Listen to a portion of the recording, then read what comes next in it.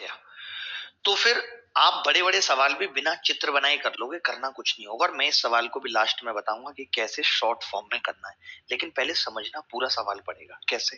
देखो, पूरा सवाल कैसे समझेंगे। मैंने क्या कहा? मैंने कहा एक ट्रेन यहां से चलती थी। ध्यान से समझना पूरा सवाल बहुत अच्छे से। एक ट्रेन ए से चलती थी, 60 किलोमीटर चल लिया, बी पर जाकर के इसका एक्सीडेंट हो गया। ठीक है, इसकी चाल कम हो गई, 3/4 हो गई।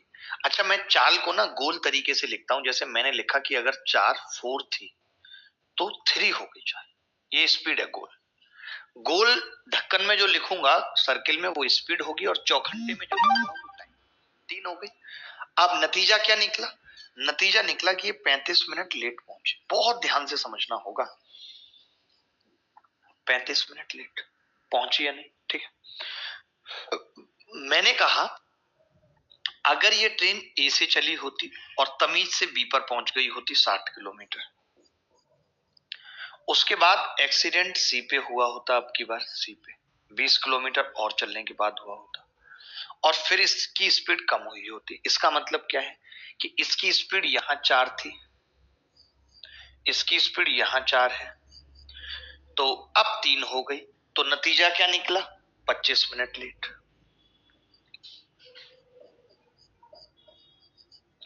मैं आपसे पूछ रहा हूं कि जो मैंने 2 लाइनें खींची हैं उन 2 लाइनों में अंतर क्या है?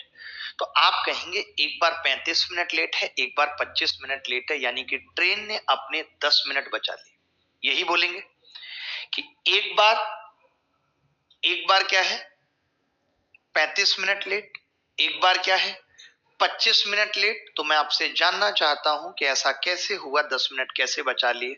तभी एक लड़का बोला आप में से कि गुरुजी ऐसा इसलिए हुआ क्योंकि हमने एक्सीडेंट थोड़ा सा आगे हुआ है। अगर मैं इन दोनों लाइनों के कंपैरिजन की बात आपसे करूं कि इन दोनों लाइनों का कंपैरिजन क्या है, तो आप कहेंगे जी एक लाइन ऐसे खींचिए, आप एक लाइन ऐसे खींचिए। सिर्फ ये जो लाइन है छल्लेदार, इसकी वजह से ऐसा हुआ है। मैंने कहा क्यों? क्योंकि आपने कहा कि देखिए स्पीड यहां भी 3 है, यहां भी 3 है, यहां भी 4 है, यहां भी 4 है। अंतर कहां है स्पीड का? ये रहा, इस 20 किलोमीटर में अंतर है कि यहां स्पीड 3 है, यहां 4 है, क्योंकि ऊपर एक्सीडेंट था, नीचे एक्सीडेंट नहीं था। नीचे स्पीड ज्यादा है, इसी वजह से नीचे टाइम कम लग रहा है और ट्रेन कम लेट पहुंच रही है। यानी मुझे इतनी सी बात समझ में आ गई कि आगे से जब भी ऐसा सवाल होगा तो ये बात तय है कि जो ये 20 किलोमीटर है इसी की वजह से कम ज्यादा लेट का फर्क पड़ रहा है। ठीक है, तो आपने कहा कि ये 3 है और ये 4। आपने एक छोटी सी बात मुझे कही कि ये 3 है और ये 4। इसका मतलब मैं अगर समय की बात करूं तो समय यहां पर 4 लगेगा चौखंटे खाने में, और यहां पे समय 3 लगेगा। बोलो लगेगा या नहीं? यानी नीचे टाइम कम लगेगा क्योंकि एक्चुअल स्पीड से चल रहा है। नीचे नीचे वाला जो केस है ये एक्चुअल स्पीड है, एक्चुअल, एक्सीडेंट नहीं हुआ ना, तो रियल स्पीड है एक्चुअल। तो एक्चुअल में टाइम कम लग रहा है। कितना कम लग रहा है कोई बच्चा बता सकता है? आप कहेंगे जी कलम चेंज करो, यहां से यहां तक टाइम 1 कम लग रहा है क्योंकि ऊपर 4 लग रहा है, नीचे 3। इसकी वजह से ट्रेन अपने 10 मिनट बचा ले रही है, 10 मिनट कम लेट पहुंच रही है। तो मैं ये कह सकता हूं कि इस 1 की वैल्यू ही 10 मिनट है। बोलो कह सकता हूं या नहीं? कि अगर इस 1 की वैल्यू 10 मिनट है, इसका मतलब 3 की वैल्यू कितनी होगी? 30 मिनट। मुझे ये पता चल गया कि एक्चुअल में ट्रेन 20 किलोमीटर चलने में 30 मिनट लेती है। यानी अगर वो अपनी नॉर्मल स्पीड से चलती है तो 30 मिनट में 20 किलोमीटर चलती है।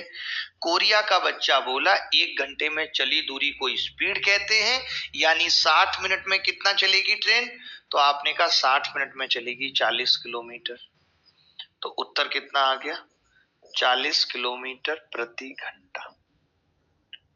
उत्तर कितना आ गया? 40 किलोमीटर प्रति घंटा। बोलो मजा आ रहा है? किसी को कोई डाउट है तो बताओ कि स्पीड में जी मुझे ये डाउट है 40 किलोमीटर प्रति घंटा में। अब देखिए जब ये सवाल पेपर में आएगा तो क्या हम इस तरीके से करेंगे?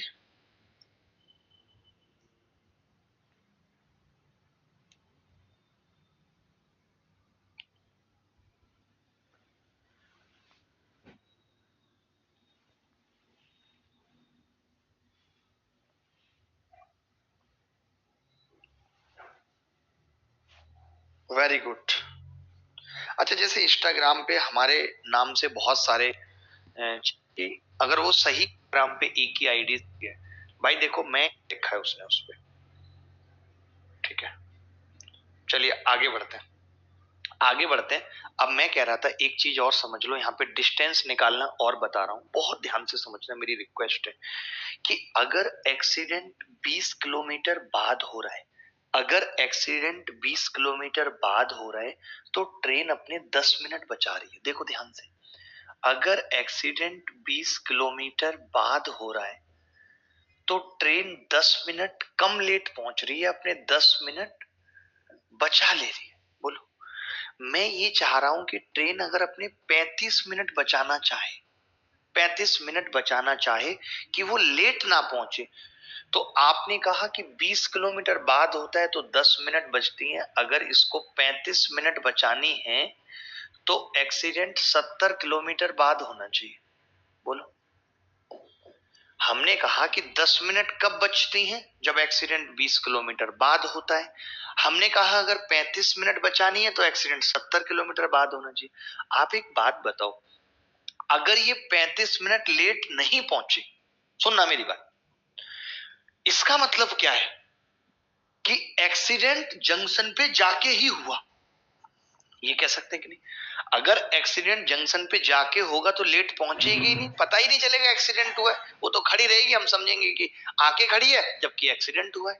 तो मैंने ये पता कर लिया कि अगर आप चाहते हो कि ट्रेन 35 मिनट लेट ना पहुंचे, उसके लिए एक्सीडेंट 70 किलोमीटर बाद होना चाहिए।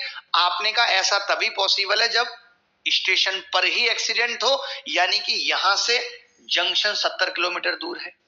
ये बात भी पता लग गई कि यहां से जंक्शन 70 किलोमीटर दूर है। अगर यहां से जंक्शन 70 किलोमीटर दूर है जहां पे हम एक्सीडेंट कराने की बात कर रहे हैं, तो 70 ये और 60 ये, कितना हो जाएगा 70 और 60? 130 किलोमीटर। 70 और 60 कितना हो जाएगा? 130 किलोमीटर। बोलो भाई, बात क्लियर है कि नहीं?